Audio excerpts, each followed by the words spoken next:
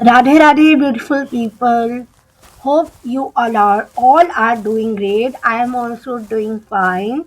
So my question from last slok, that is slok 31, is that what was the reason, or what were the reasons of the effect of the material conditions on the human being? So write your answer in the comment box. If your answers will be correct, I will pin them.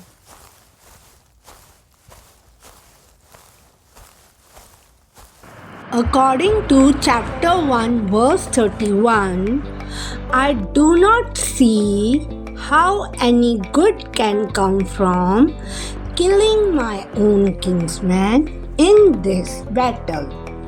Nor can I, my dear Krishna, desire any subsequent victory, kingdom, or happiness.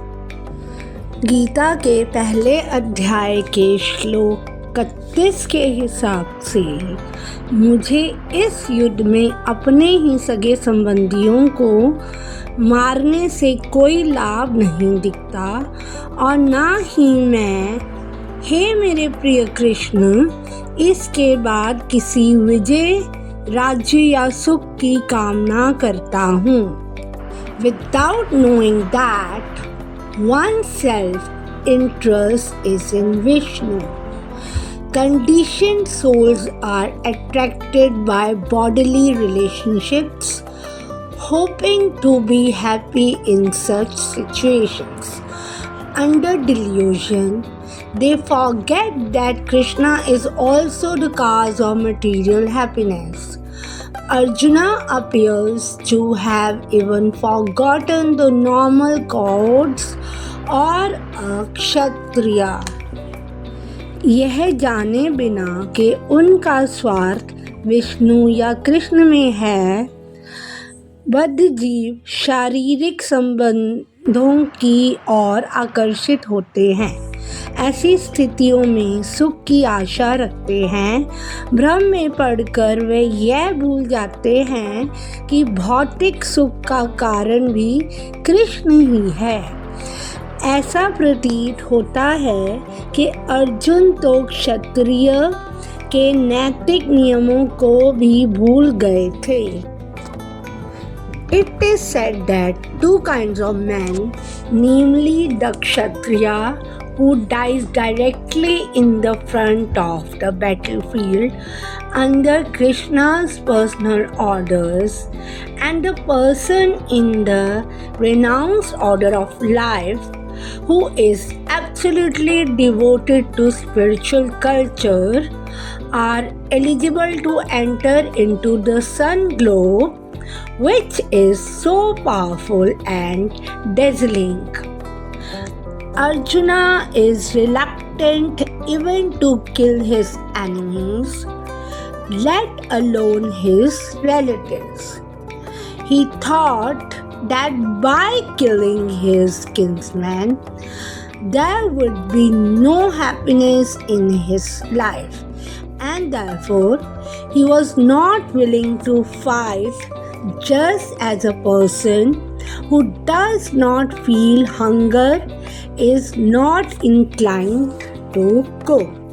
ऐसा कहा जाता है कि दो प्रकार के पुरुष अर्थात क्षत्रिय जो कृष्ण के प्रत्यक्ष आदेश पर युद्ध क्षेत्र में सीधे शहीद हो जाते हैं, और सन्यासी जीवन व्यतीत करने वाले वे पुरुष जो आध्यात्मिक साधना में पूर्णतः समर्पित होते हैं, उस शक्तिशाली और तेजस्वी सूर्यमंडल में प्रवेश करने के योग्य होते हैं. अर्जुन तो अपने शत्रुओं को भी मारने से हिचकते हैं. अपने सगे संबंधियों को मारना तो दूर की बात है, उनका मानना था कि अपने सगे संबंधियों को मारने से उनके जीवन में सुख नहीं रहेगा, इसलिए वे युद्ध करने के लिए तैयार नहीं थे।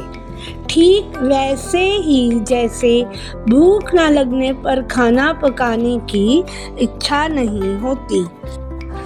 He has now decided to go into the forest and live a secluded life in frustration, but as a Kshatriya, he requires a kingdom for his subsistence because the Kshatriyas cannot engage themselves in any other occupation. But Arjuna has had no kingdom. Arjuna's sole opportunity for gaining a kingdom lay in fighting with his cousins and brothers and reclaiming the kingdom inherited from his father, which he does not like to do. Therefore, he considers himself fit to go to the forest to live a secluded life of frustration.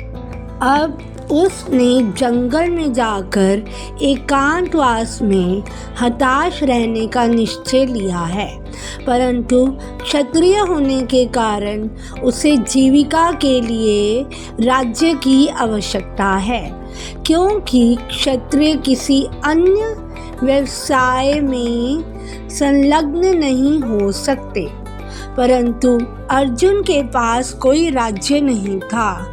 राज्य प्राप्त करने का अर्जुन का एकमात्र अवसर अपने चचेरे भाइयों और बंधुओं से युद्ध करके अपने पिता से विरासत में मिले राज्य को पुनः प्राप्त करना था, जो वह नहीं करना चाहता था।